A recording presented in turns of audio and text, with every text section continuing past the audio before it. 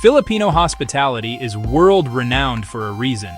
It's warm, it's generous, and it's a huge source of national pride.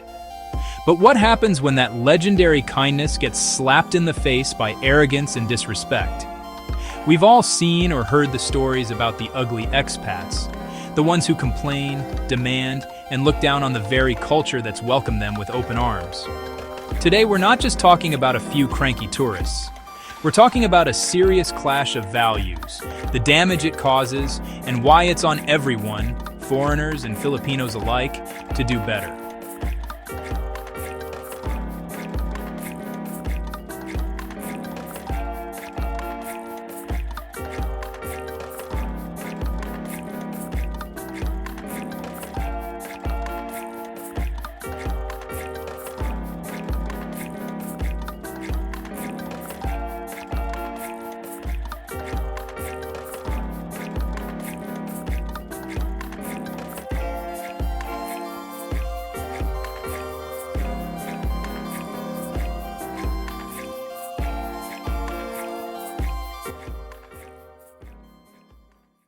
Before we get into the ugly, let's talk about the beautiful.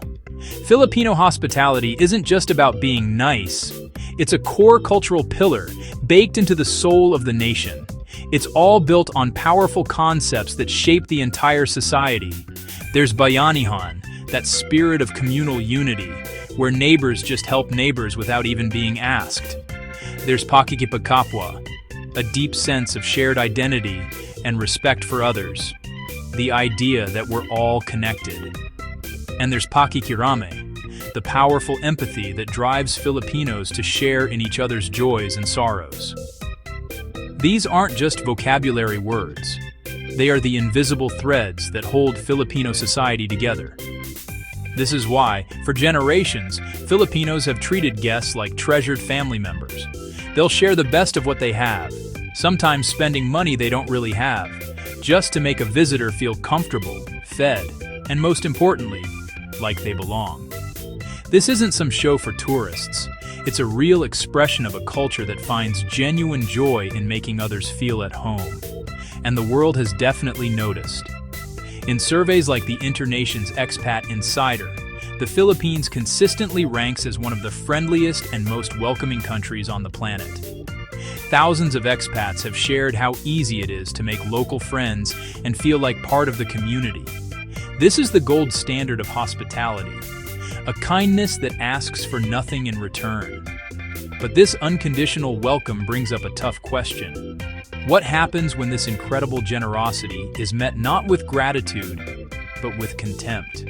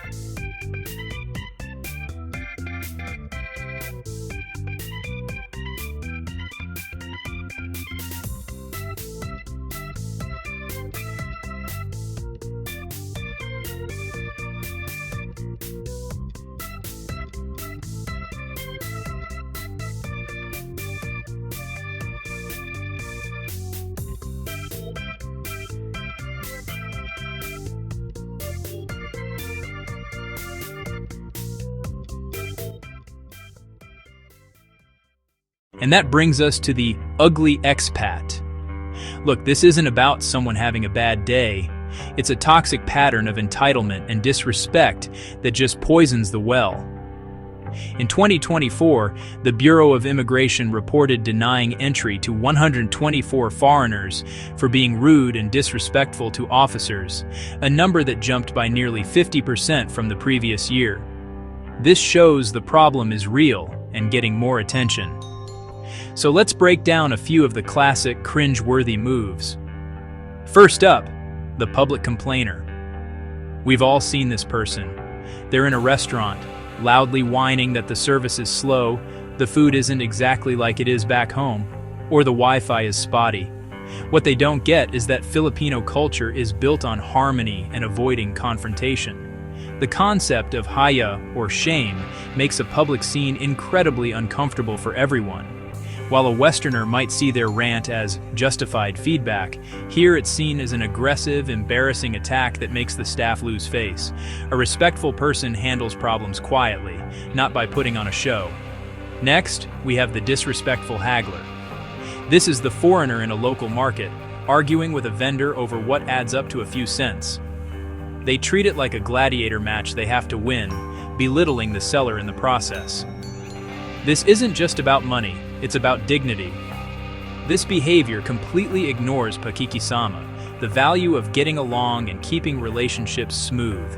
For that vendor, this is their livelihood, and being treated with disrespect is a deep personal insult. A good interaction builds a relationship, a bad one leaves a scar. And finally, the most toxic of them all, the condescending savior.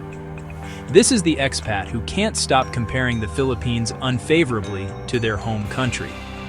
They look at local customs, infrastructure, or the way people do business with this smug attitude, as if they're here to fix a broken country. They complain about Filipino time without ever appreciating the relaxed, people-first pace of life. This attitude is a profound insult. It dismisses the resilience, creativity, and genuine happiness of a people who have built a vibrant culture based on strong family bonds and an unbreakable community spirit. These behaviors, whether from ignorance or arrogance, do real harm. They don't just create awkward moments, they chip away at the very trust and openness that makes Filipino hospitality so special. If this conversation is hitting home for you, and you believe in mutual respect and cultural understanding, do me a favor and hit that subscribe button. We're building a community here that's all about celebrating the Philippines and figuring out how we can all be better guests and better global citizens. So what's the fix? It's not about demanding that foreigners become Filipino. It's about something much simpler: empathy and a little bit of learning.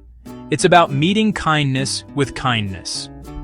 Let's go back to our scenarios. What does a respectful expat do?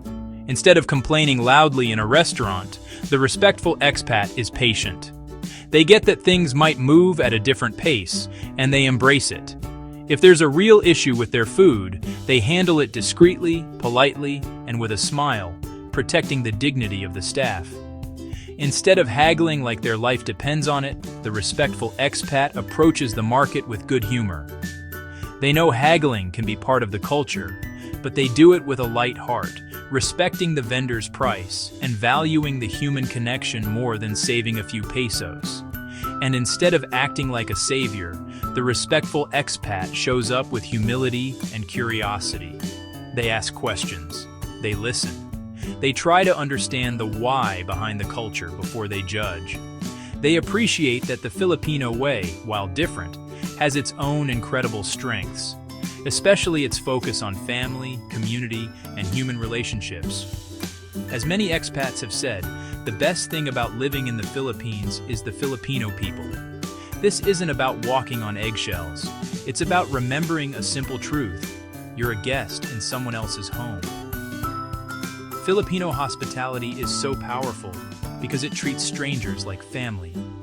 The only thing asked in return is that you act like a grateful member of that family, not an entitled outsider who thinks their way is the only way. The amazing thing is, Filipino culture has a way of changing people. The genuine, unconditional warmth shown to newcomers often becomes a powerful force for good. When someone is constantly treated with generosity and inclusion, even if they're a bit rough around the edges at first, it can inspire them to match the kindness they receive.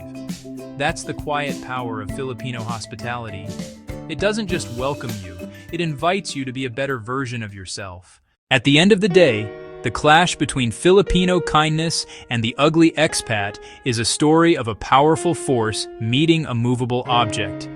That kindness isn't weakness, It's a form of cultural strength built over centuries that has welcomed the world with an open heart. Recent incidents involving disrespectful vloggers and tourists have sparked justified outrage and led to real consequences, like deportation. These events are a critical reminder that hospitality is a two-way street. Freedom of speech is not freedom from accountability. As government officials have stated, foreigners are welcome, but they are absolutely expected to respect the laws, the customs, and the people of the Philippines. The Filipino spirit is resilient. It has survived much bigger challenges than a few rude foreigners. But that doesn't make this issue any less important. For every ugly expat, there are thousands of respectful ones who have built beautiful lives here, fallen in love with the culture, and been welcomed into Filipino families.